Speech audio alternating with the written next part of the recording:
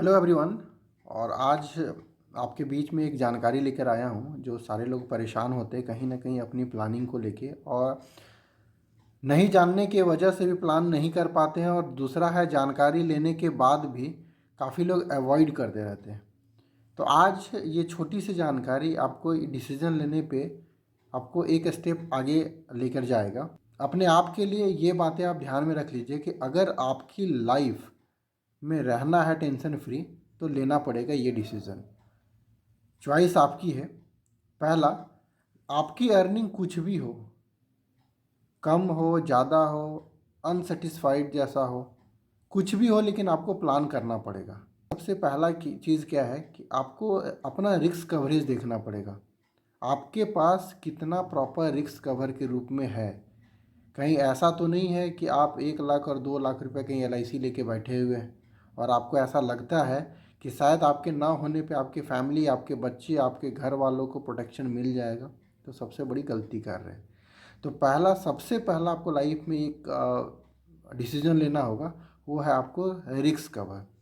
तो वो risk cover कितना लेना है?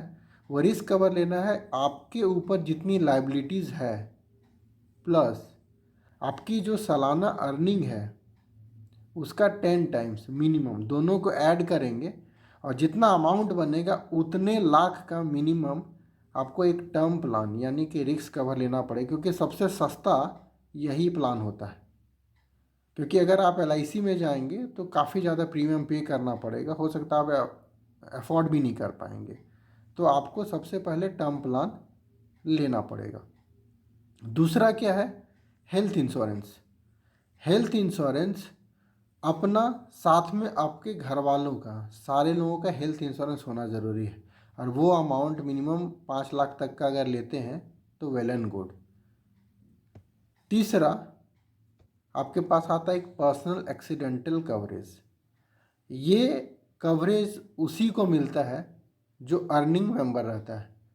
और आपका ये एक्सीडेंटल का मतलब आप ऐसे समझें कि अगर कभी किसी कारणवश से अचानक आपके साथ कुछ ऐसी सिचुएशन आ जाती है जिसके कारण से तो बेड रेस्ट करना पड़ेगा, आपको 6 महीने रेस्ट करने पड़ेंगे, उस सिनारियो में आपको जो लॉस ऑफ इनकम हो रहा होता है वो कंपनी आपको पे करेगी। तो ये 3 चीज़ें आपके लिए बहुत ही ज़रूरी है इन्वेस्टमेंट स्टार्ट करने से पहले, या तो फिर आप इन्वेस्टमेंट स्टार्ट नहीं किए तो भी आपको ये 3 चीज़ें आपके पास रहना बहुत ही ज़रूरी है। उसके बाद आप इन्वेस्टमेंट को प्लान कीजिए, उसके बाद अपने लग्ज़री को प्लान कीजिए। लेकिन ये गलती नहीं कीजिए कि आपके पास ये तीनों में से कुछ भी नहीं हो, या तीनों में से कोई एक है या दो है और हम लग्ज़री की ओर जा रहे हैं। हम कहीं ना कहीं अपने पैसे को यूं ही खर्चे कर रहे हैं। मैं आपको बता दूं, कोई भी फैमिली को बिखरने में बहुत ज़्यादा लंबा समय नहीं लगता है।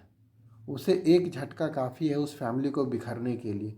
और ये जिम्मेवारी, अगर आप घर के ब्रेड अर्नर हैं तो ये जिम्मेवारी आपकी है। और आपको इसे सोचना और इसे समझना और डिसीज़न लेना भी आपकी जिम्मेवारी है। आपके घर में अगर कार नहीं आएंगे, 6 महीने बाद आएंगे चलेंगे, 2 महीने बाद आएंगे चलेंगे, कोई वैकेशन आपको आज ना जाके साल भर बाद जाना, ये चलेगा, लेकिन इससे कॉम्प्रोमाइज़ आपको नहीं करना है।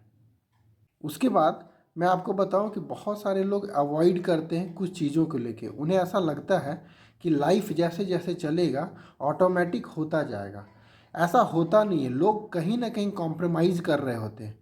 अगर उनके पास प्रॉपर प्लानिंग नहीं होती है तो वो कहीं ना कहीं कॉम्प्रोमाइज़ करते हैं। आप कहीं भी नज़र घुमा के आप देख लीजिए, आपके अगल बगल या इनफैक्ट खुद के घर में अगर प्लानिंग नहीं रही होगी तो आप देखेंगे कि अगर घर में किसी बच्चे का, सपोज़ कि आपकी सिस्टर का शादी हो रहा है और पापा ने अगर प्लान नहीं किया था तो कहीं ना कहीं उन्हें पैसा मैनेज करना पड़ा होगा, कहीं से उधारी लिए होंगे, कुछ पैसे को कहीं ना कहीं तोड़ा होगा, कोई ज़मीन बेची होगी, तब जाके वो शादी हो पाया होगा। और उसके बाद भी उन्हें ऐसा फील होता होगा कि शायद कुछ पैसा और रहता या हमारे पास इतना पैसा रहता तो शायद इस घर से बेहतर घर में हम अपने बेटी का ब्याह कर सकते थे। शायद उनके पास ज़्यादा पैसा होता तो वो अच्छे स्कूल में एजुकेशन दिलवा सकते थे अपने बच्चे को।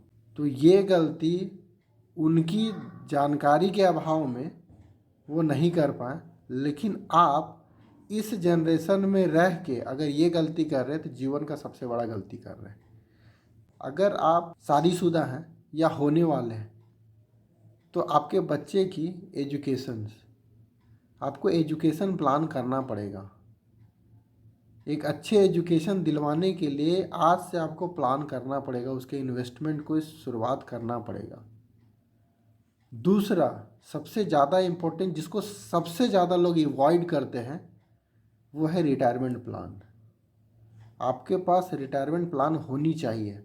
जब आप रिटायर होंगे उस टाइम में एक मिनिमम अमाउंट आपके हाथ में होने चाहिए, ये आपको मिलता रहना चाहिए, जिसके कारण से आपकी लाइफ में कोई ऐसा परेशानी ना हो कि आपको जीने और खाने को लेके मोहताज होना पड़े। तो दूसरा जो मैंने बोला वो है रिटायरमेंट प्लानिंग, वो उसके लिए आपको आज से प्लान करना पड़ेगा। तीसरा जो कह सकते हैं कि ऑप्शनल है, लेकिन कहीं ना कहीं अभी के समय तक ये मैंडेटरी रहा है, हो सकता है आने वाले समय में ये मैंडेटरी ना हो, इसीलिए मैं ऑप्शनल बोल रहा हूँ, वो है चाइल्ड मैरिज का। तो उसके लिए आपको आज से प्लान करना पड़ेगा। आपको मैंने आज क्या क्या बताया? सबसे पहला है अपने लिए एक रिस्क कवरेज को लेके पहले अपने लिए प्लानिंग कीजिए। तो पहला प्लानिंग क्या रहा था? Term plan.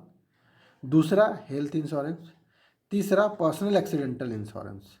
ठीक है, पर्सनल एक्सीडेंटल इंश्योरेंस में एक बात आप ऐड कर लीजिएगा, पर्सनल एक्सीडेंटल में आपको लॉस ऑफ इनकम कवरेज के लिए लेना है, ना कि एक्सीडेंटल डेथ के कारण से सिर्फ लेना है। एक्सीडेंटल डेथ के साथ साथ पार्शियली डिजेबिलिटी के साथ साथ टेम्परेरी डिजेबिलिटी, ये 3 चीज़ मैंडेटरी रहता है उसमें। साथ में चौथा जो ऐड ऑन करना है वो है आपको लॉस ऑफ इनकम। ये 4 चीज़ें उसमें ऐड ऑन होनी चाहिए, इस बात का ध्यान रहे पीए लेने के वक्त। उसके बाद इन्वेस्टमेंट का प्लानिंग करना है। वो इन्वेस्टमेंट का प्लानिंग में पहला जो रहेगा चाइल्ड एजुकेशन को लेके, दूसरा रहेगा अपने रिटायरमेंट को लेके, और तीसरा रहेगा चाइल्ड मैरिज को लेके। उम्मीद करता हूँ कि ये जानकारी आपके लिए बहुत ज़्यादा हेल्पफुल रही होगी, और मैं ये आपसे रिक्वेस्ट भी करता हूँ कि अपनी लाइफ में आप कुछ भी ऐसी अर्निंग कर रहे हैं, लेकिन आप अपने लिए प्लानिंग ज़रूर करें, क्योंकि विदाउट प्लानिंग आप अपने लिए ही नहीं, अपने फैमिली वाले को भी डेंजर जगह पे रख के जाएंगे। मैं उम्मीद करता हूँ ये बातें आपको समझ में आई होगी, और हम मिलते हैं एक नई वीडियो के साथ, एक नई जानकारी के साथ में।